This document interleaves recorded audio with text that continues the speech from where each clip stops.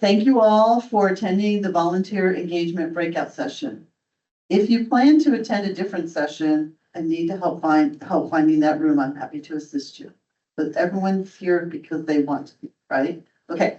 My name is Jean Hidalgo, and I'm the youth program manager at IHCBA, and I'll be facilitating this lovely panel of people with lived experience or expertise in the field. So I'm just going to be facilitating today. And also I want you to know at the end of the slides, there'll be a QR code for a survey. So please fill it out each session that you attend. We'd love to get your feedback. All right. So now it's my pleasure to introduce from your left to from left to right, Jennifer Layton, who's with LITEC. Lafayette Transitional Housing, sorry. And okay, sorry, that's the thing. And then we have Patty Riveras and Elizabeth Jones, and they're from Turning Point. And so we have some questions that we're going to ask them, but I know that they want this to be really conversational. So please just jump in if you have some insights or questions that you want to ask as we go along. Right, ladies? Okay. All right. So the first question that we have for our panel is, what kind of things can an agency use volunteers for? What works for you all? Jean, so I'm with LTHC Homeless Services. So we have a variety of different projects that all operate on helping people who are experiencing homelessness. But our main location is a 24/7 engagement center, and that provides a lot of different volunteer opportunities for members in our community. We really use volunteer experiences as a way to sort of overcome some stigma about people that are experiencing homelessness. So at least those first couple of times of engagement, we do very easy things. Help serve a meal, come in and make some peanut butter and jelly sandwiches, come in and repackage some laundry soap into little containers, just sort of basic little touches.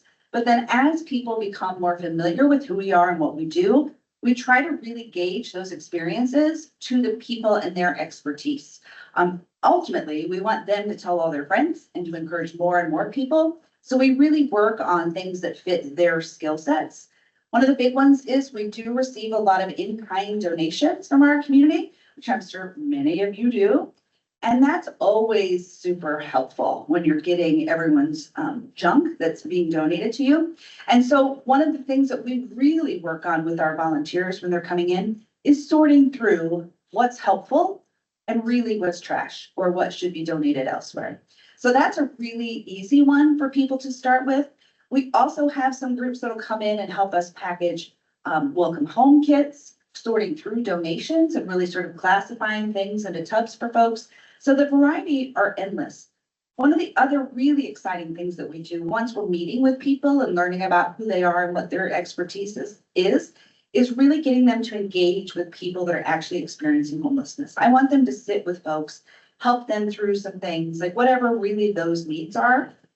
Maybe it's even playing a game or just talking to somebody, or they're working with people on helping them learn how to create an email, apply for housing online. Some folks need some hand-holding, and that volunteer experience it's a win-win for everybody. Thank you, Jennifer. So we do some of the same things. Last year, we took in almost $400,000 in fair market value of donations. So that is very volunteer heavy.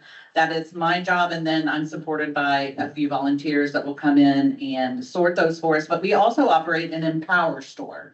And that is anybody who's under our case management for domestic violence is allowed to shop in there for free. And so we have it look like just like a kind of a little boutique, and case managers will take people upstairs. There is hygiene products, clothing, toys, there's baby needs.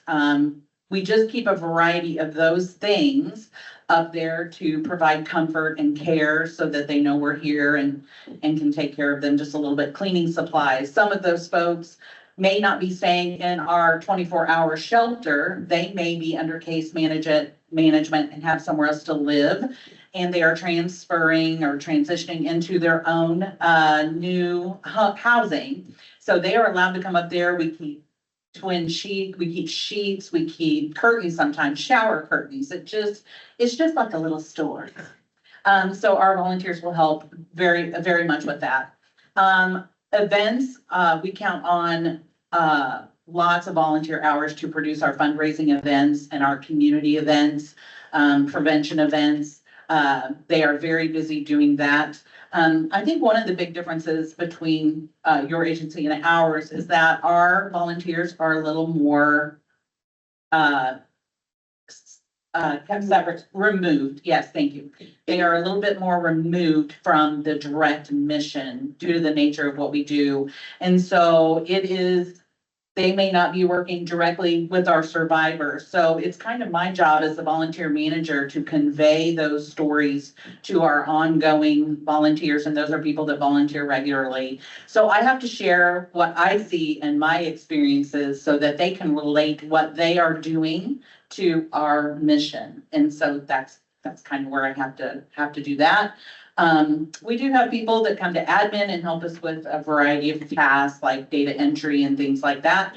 We rely very heavily on episodic volunteers to do maintenance projects. So we may have 15 people come in with TCC gives and they are looking for projects.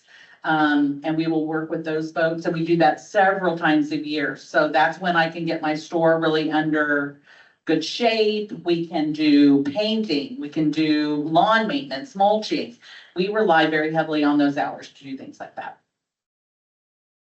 And I'll just add to that too, that we do have a dedicated core of volunteers that actually, they are our maintenance folks for operations. Yes.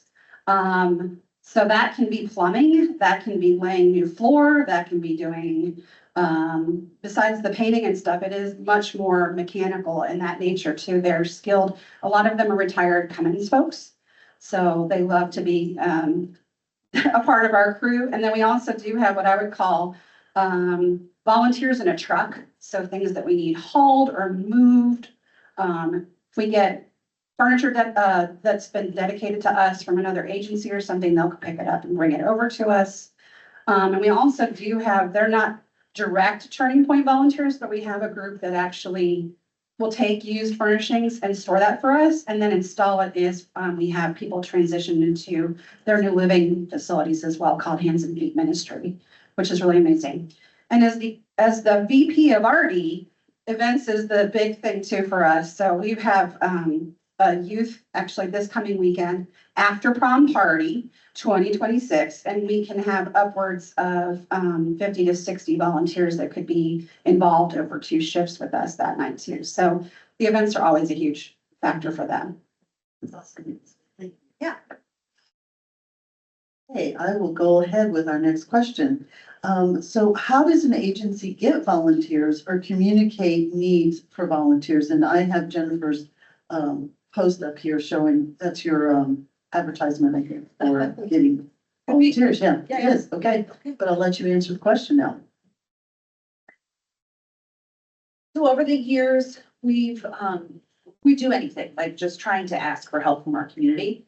But one of the things that we really focused on several years ago was actually hiring, I call her my engagement coordinator.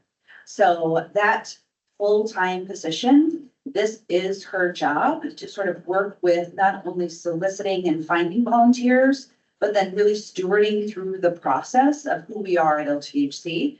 Because ultimately, we want volunteers to continue to become part of the family. So, you know, there are episodic times when people just coming in, they just want to serve a meal, or maybe they're with a church group and they come one time, they get a little touch and that it's a win or it's a not. But sometimes people get really interested in the work because we're overcoming what they thought they knew about people who are experiencing homelessness. And so having someone be able to manage that relationship really makes a difference. And so she goes to things like volunteer call outs, and she works with different churches if they have an outreach day and they're learning about outreach programs, or really any kind of an opportunity. We are connected to like across the bridge, not connected to Bree University. And, you know, they have, 40,000 students that some of them have service learning projects or just maybe community service project, whatever they need to do. And so she works very closely with their team over there too, to make sure that they understand all the opportunities at LTHC. And when we're really thinking about a person and their skill sets, like we like to have a variety of things that are we have a platform called Golden. And so that's one of the ways that people can connect to who we are and what we have available. And so we do try to, that's not one, but some of them have like the QR code to Golden. So people are getting it, via all different types of social media posts. We do try to get them on TikToks even, and on Instagram, just really kind of thinking outside the box on all the platforms to try to engage with the targeted populations. She also sends to all of the area churches, any type of, when we have new volunteer needs, people want to get connected, they just don't know how. And we try to make it really easy and simple by having one landing person that they can actually talk to. Thank you, Jennifer. So I do similar things. I do go to the factories and build relationships with key people in those factories so that we can capture episodic volunteers. I'm the relationship maker there. But I have to confess that based on our mission, our reach, and two very wonderful previous volunteer managers, I get regular inquiries for interest to volunteer. And so really, I just try to take advantage of every opportunity to build a relationship. This is a relational position. And they specifically, I will work with them very often if we're sorting donations, building that relationship. I will make sure I visit each and every one of those folks at the events. And I really just get to know those regular ongoing people. But I am very blessed with that ability to just receive inquiries. And then I think it's my responsibility then to make sure that I'm communicating with them in the way that they want to be communicated with. So as a core group of people, my volunteers, I will communicate in using what I call my pretty email, where it's got all the little pretty things. And then I will communicate with them directly from my email, and I will just insert a link and say, hey, it's me. This is what we really need. So we're capturing those kinds of things. I think ongoing to communicate with my core volunteers, I will try to build a text club, because I think we're missing that kind of little market. So that's how I'm reaching our current volunteers. So I also think when I get that inquiry, it's very easy to send documentation and then just kind of forget about those. I keep a running total. What have I done? I've sent them the paperwork. It is my responsibility then to follow up with those. There are wonderful programs that will allow you to set up a campaign system that says, I received this inquiry, and then I'm going to respond automatically back to them. I don't incorporate that right now, but I think that's an important component to go forward, because I want to take advantage of each inquiry that I get. Obviously, we send out a lot of thank yous to publicly on social media and that sort of thing. But I'm just very lucky to have fallen into. That's what, oh, gosh. Yeah, sure. Do you describe what is a pretty email?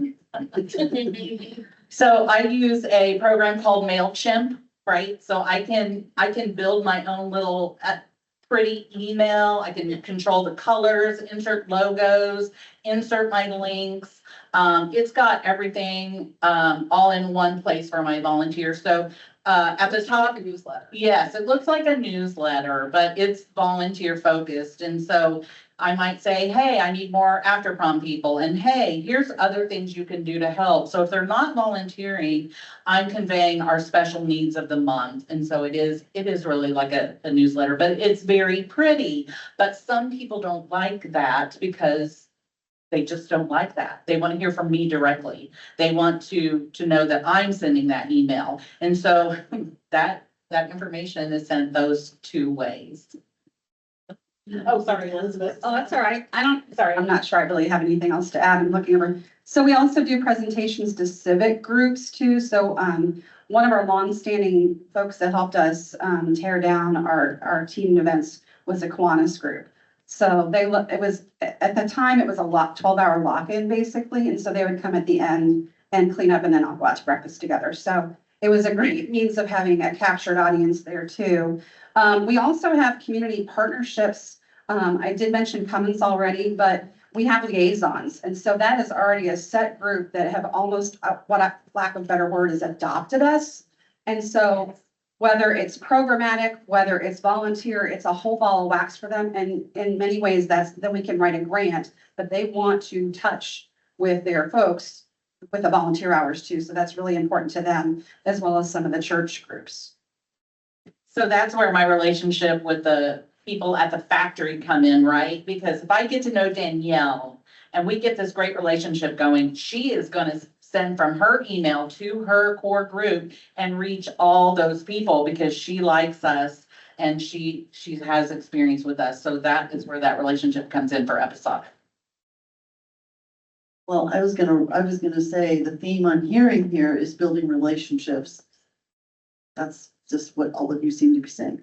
Okay, so the next question is what considerations are needed for client confidentiality when utilizing volunteers? I'm gonna pass the mic to Elizabeth Yes. first so that you get a chance to answer. Is that good? Okay. I'm just a support person, that's okay. So working with the folks that we do as an emergency shelter for domestic violence, we have a really unique place that we have extra points of background check. We have to do a sexual predator check on them. And then we also check our own database to see if they are a previous perpetrator against anybody that has been staying with us at Turning Point. And then we also have to check and see if they've also a previous participant, because sometimes people want to give back really quickly after they are going through a program and it's really too soon. So we ask at least for a 2-year window before they consider becoming a volunteer with us. But yeah, we have additional paperwork that that Patty sends out. Patty's in charge of all that, and we process that, and then we have the background checks run pretty thoroughly because we have to vet them for that reason. And we do that for pretty much anybody that comes into contact in our building. I will share too that we're new to child abuse prevention. Our family service shuttered their doors last month, and so we're picking that up too. We're also picking up child abuse, our CAP adult prom, which was the largest fundraiser for that, because there is no funding otherwise. We're just doing it because we need to do it.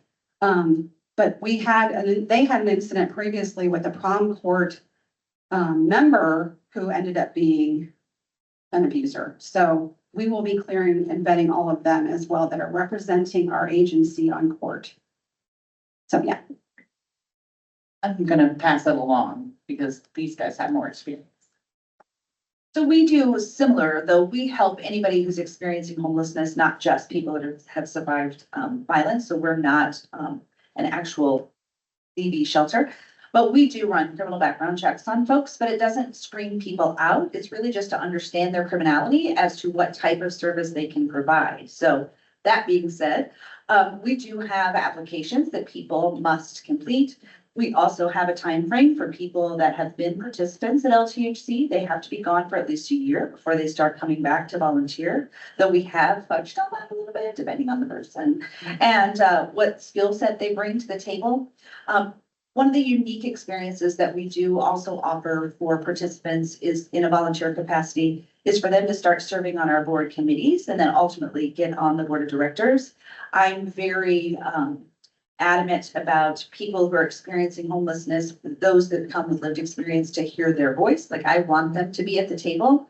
While I appreciate my bankers and CPAs, like they don't get it. And so they really need to hear from folks. And so I really like to work on developing those skill sets with the guests that are utilizing our services while they're still experiencing homelessness, and then ultimately get them involved in the pipeline. But for client confidentiality, that's part of the paperwork that people are signing. You know, we're in Lafayette.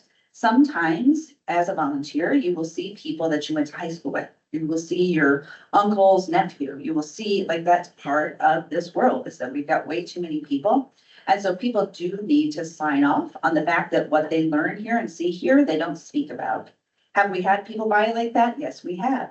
Have I fired volunteers before? Yes, I have. So that's all part of their code of conduct too, that they're signing and really recognizing that these folks are human beings and you're seeing them at their worst day and they're still people and we're here to serve them. Jennifer, follow up, you did mention your code of conduct. Could you just tell us a little bit more about the do's and don'ts that are on that code? So it's, don't be judgmental. You're seeing people that are actively using any kind of substance. Please just be aware for your own safety. Just understand what's happening around you. Don't give people money, cigarettes, like there's just some rules that we have for folks. Don't take them off of the property. We've got some just well-meaning volunteers that like to give rides to people, like, let's not do that. So those are, and that volunteers need to also be very compassionate, pleasant. So they need to understand harm reduction. They need to understand low barrier shelter. Not everybody comes in with the same lens when they're showing up.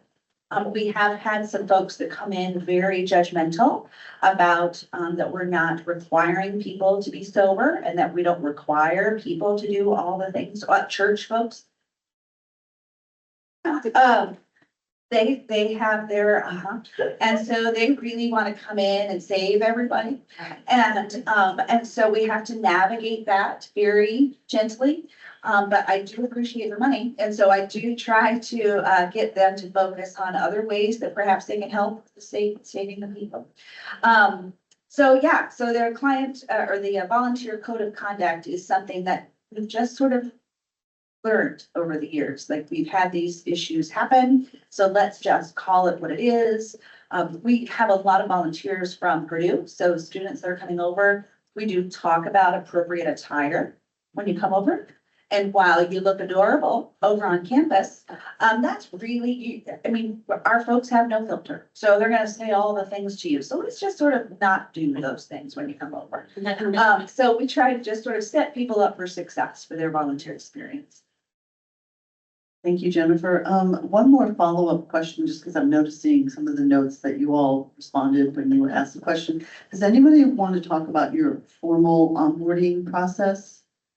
Would anyone like to speak on that? Like, what do you require from a volunteer to get onboarded? Basic paperwork, I think, is pretty normal. So that's how we start is that they provide us, they sign all those disclaimers and all that. I don't do a formal volunteer orientation. I try to make it so easy for people to come and just get going. And that is oftentimes why I work with them. I will, after their paperwork is processed, obviously send them a congratulatory email. I will reach out and say, now I want you to come in and talk to me, and I will give them a tour of the building. That's a one-on-one tour. They don't get to go into the shelter, but we do talk about the things like the code of conduct and things like that. So that's really as formal as we're getting right now.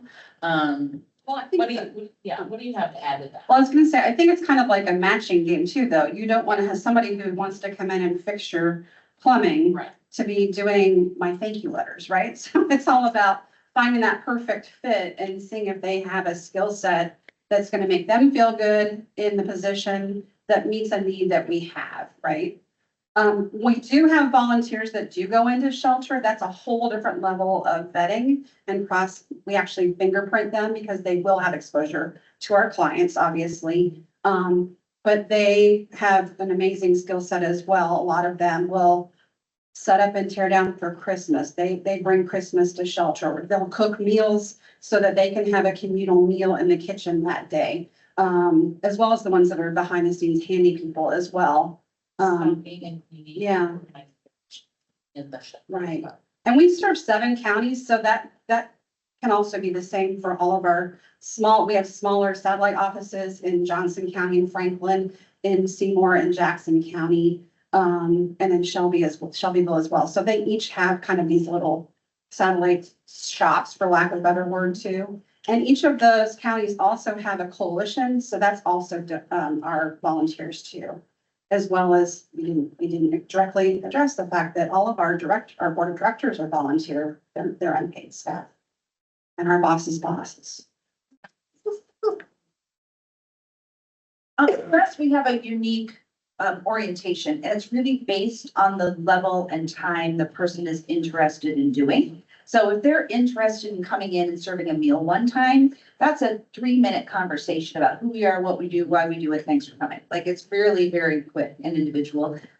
It's not always my engagement coordinator that handles that. So if someone's serving in the kitchen, my kitchen manager, Tad, you're it. You're now in charge of volunteers. This is who's coming, first time here, give them the spiel, walk through things. So we try to pass those things along. However, if someone then is becoming more and more engaged, then that's when we're gonna really sit down and go over the impact that people are making, like sort of dive into the work, because it takes a while to understand homeless services and all the housing programs. So we really do it from a high level view, just to sort of make sure people understand their touch points and the impact that they're making right now, those immediate things.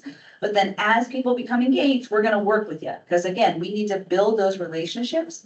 Ultimately, my goal is to get every volunteer to become a financial donor. Like, that's my goal for every person.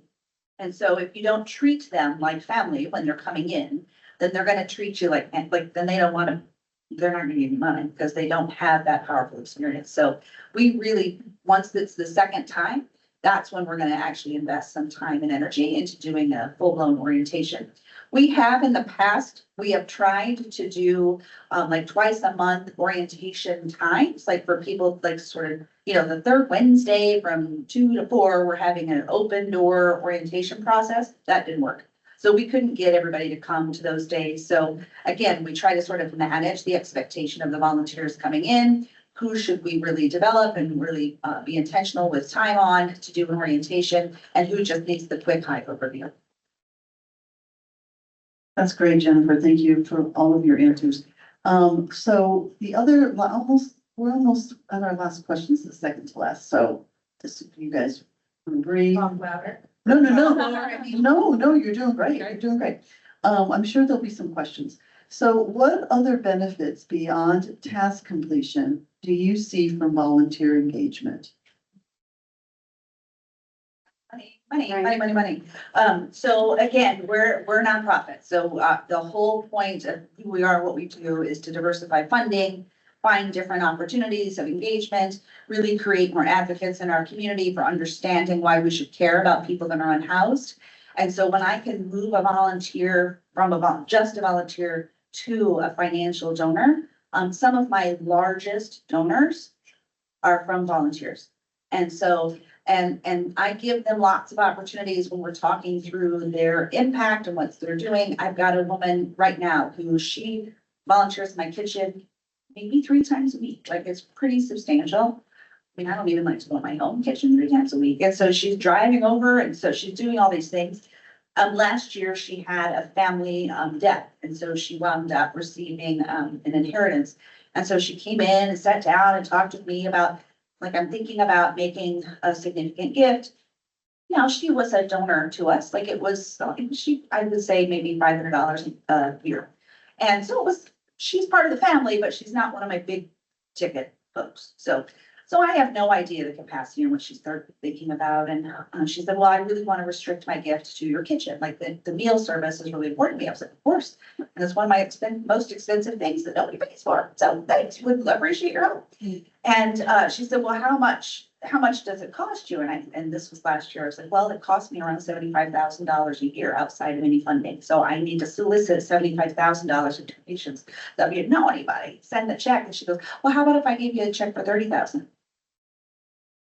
I will cash that check, friend. Watch this. So, like, these are things, like, I had no idea that could have been her capacity, but because we built this relationship and she understood the dedication and the impact, and like, so she was part of the family, it was easy for her to make that decision to do that gift. So that's my biggest thing. Like, I really want that. And I mean, we have over 500 volunteers a year. I mean, it's really significant, and that's different levels of all of that. But how do we really, that's part of our circle. When you think about your donor circle, like, these are people that are touching your work So how do we keep them a part of our movement? I think people give money to people, so that's where it goes to building a relationship. I look at that volunteering as an opportunity for education. I mean, I don't not think about the money, but I definitely want to gain their understandings and yes, I know she does. Yes, he is. But, you know, when we start talking about donations, people don't know what we need. They donate all these crazy things and I'm like, we don't need that. And so it's my opportunity just to work with volunteers and describe what's happening in the organization, how the survivors are surviving, how we're helping them. So I look at that educational component, but it really is a relationship. One of our survivors comes to see me at least twice a year. Actually, she came another time this year. She is a survivor. She told me her story, which is moving and that I often should share, not with the identification, but just explaining it. But she knows exactly what we need. And she comes in with a big haul of things that I'm critical for. And because we have a relationship, she will call me and say, what is really, like we have a needs list, but she will call me and say, what is really on your needs list? And that is my opportunity then to say, this is what I really need. And so because she understands, I get more things. And sometimes Elizabeth gets money. I think also that it's kind of both ways, right? So our volunteers become donors, but sometimes our donors get so involved with our mission that they become volunteers. We've had it go both ways. It's kind of a two-way street. So I think there's some really neat, I don't know. It's just a really neat relationship that we build on both things. But yeah, I think especially after they've had either one day volunteering with us in or near or around any of our participants, it really touches their hearts. They see it in action, especially because we house the survivor adult and their children. And so children obviously is a touch point for us oftentimes. And so even if it's not always a monetary donation, like Patty said, it's about the in-kind or what the greatest needs are too, and meeting those and thinking programmatically for us as well. So we appreciate that. I have just one more thing. One of the things we talked about early on is how we recruit and solicit additional volunteers.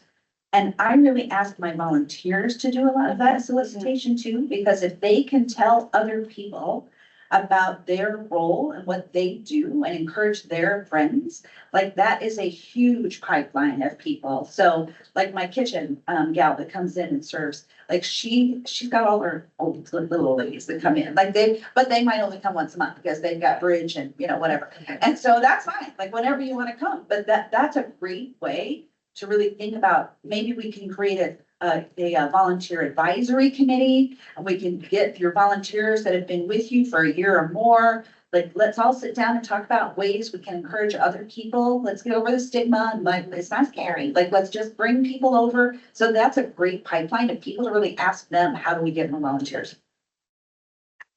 I'm struck with when LOL used to mean little old ladies and now it means laugh out loud. Anyway, I feel like little old ladies, yes. Okay. Anyway, I wanted to stay on the same question because some of you responded to how having volunteers does help fight the stigma, which you started to address, and how it helps the general public and change makers have an accurate understanding of homelessness. Is there anything else you want to add about that? I think it's critical. I've been around for a minute, and so people are sort of used to hearing me talk about why we should care about people that are unhoused.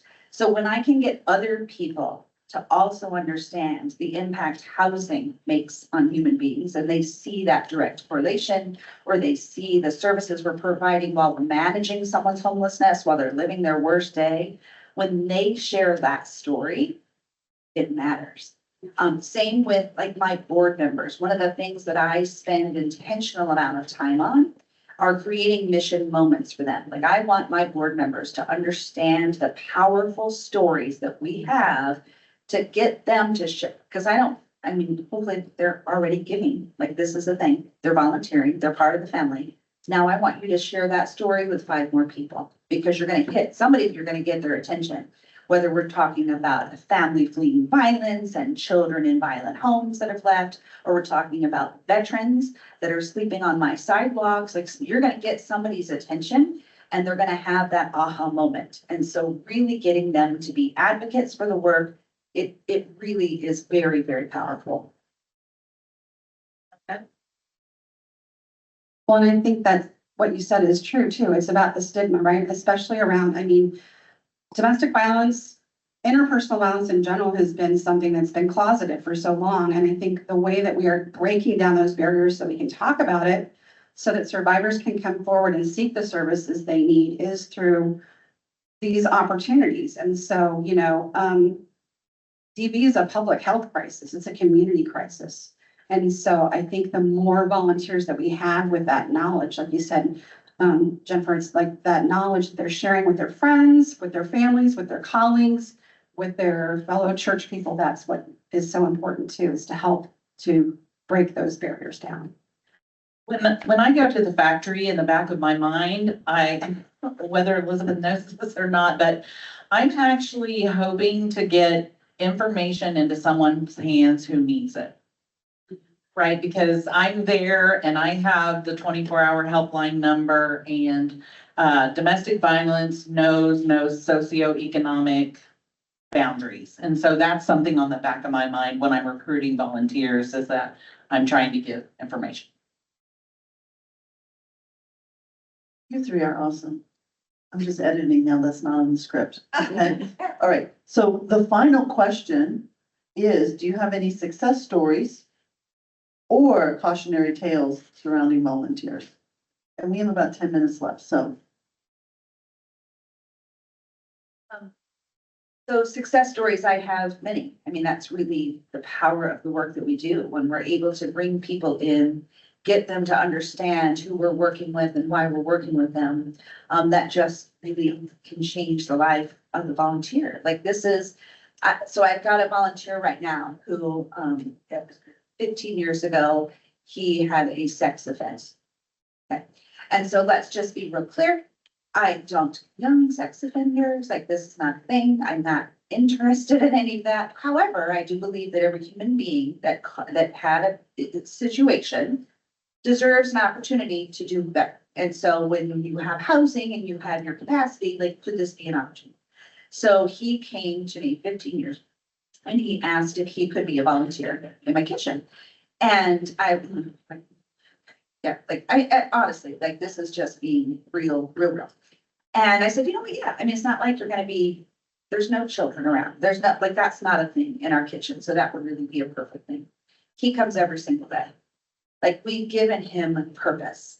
And he will say to me when I say, you know, hey, I mean, he's in his 60s now, like he's an old dude. So, older, like I'm almost there. It's not like old, but like he's older, like, oh, if he sees it now.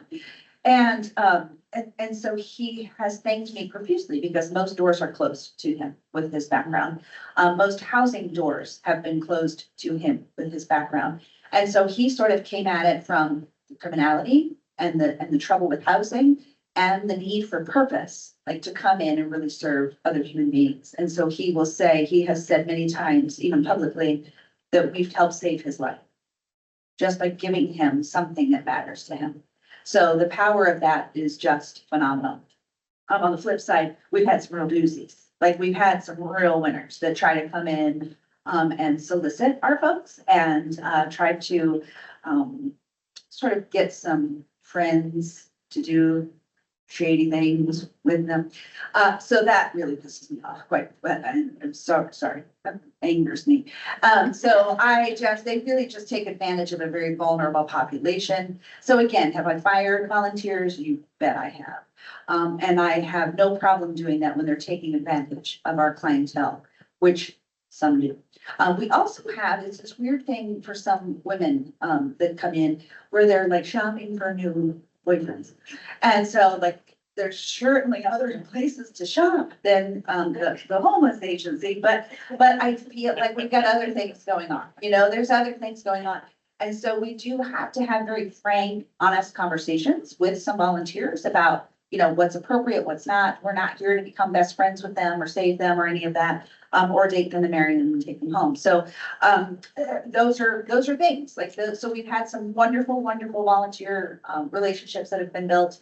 We've had some that are just horrific and horrendous that makes me want to punch people in the throat. And so it's that nice balance in between of just help us do this work, become part of the family. How's that?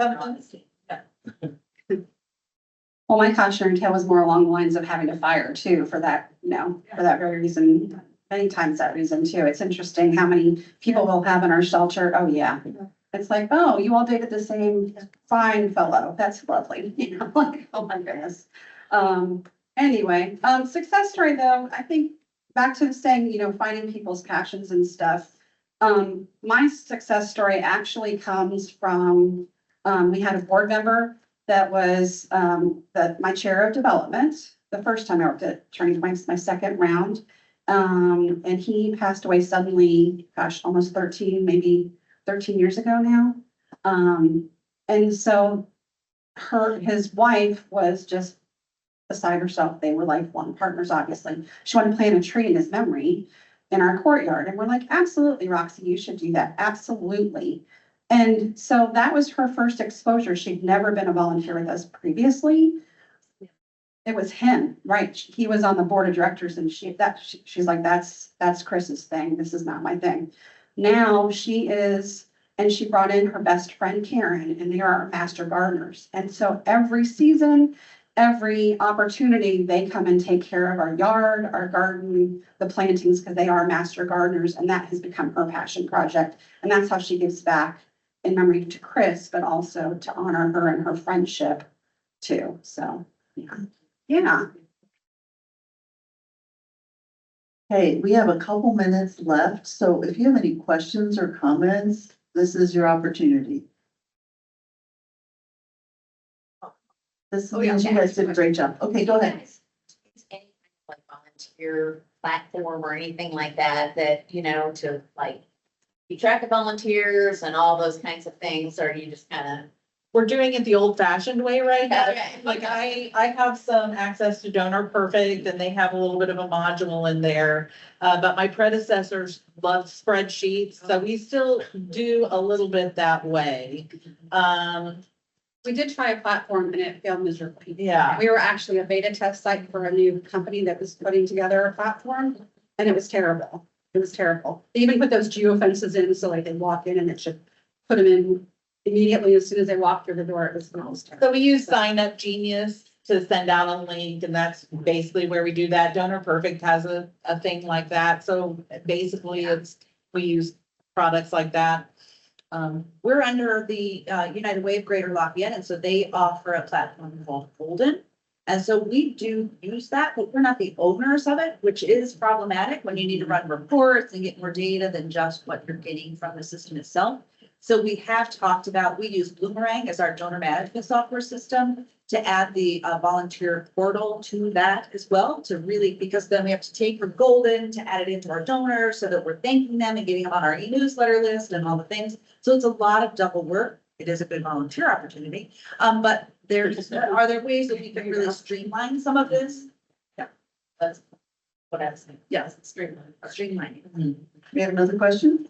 Yeah, since I've come on, I've been encouraging my board members to go out on street outreach with us. Particularly to move them from just being a board member, so it remains associated with us and actually being associated with mission and stuff. And I've kind of toyed around with the same thing, like I'm constantly having people calling me, hey, I want to go out on street outreach. Hey, I want to go out on street outreach. Part of me has been like, I don't want to use these people. But then a part of me is like, these are people that need to hear their story. Stories and narrative is how you change perception, right? But what I'm hearing from you, like volunteers that come into a shelter, is essentially the same thing as volunteers coming out with us and seeing people. Because I'm I'm changing the narrative, something I read in a book lately, that homelessness is not a problem, it's not speaking about it. So I'm really trying to, the more touch points that our community we can have with our neighbors. So I think you kind of just reaffirmed that that would be an okay idea to explore if the volunteer,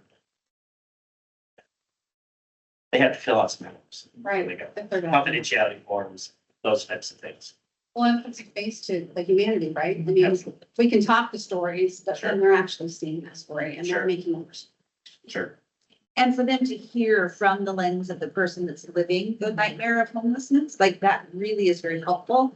Especially if they're not completely loaded and can still have a good conversation, like, okay, wait, look. This is not the lazy drunk on the sidewalk, like Yeah. this person has this, you know, you can point out some of the things that. Maybe help stop with some of those stigma issues that continue to rise up and. It always blows me away. I always go out twice a month. I go out for a night outreach and a morning outreach twice a month with our team. What always blows me away is the thank you from everybody. And I've never once felt unsafe. Right. And that might be because I'm pain, but No, it's Same. completely blows your perception. Yeah. Of what these neighbors, who they are, how they're enduring. and hearing their stories.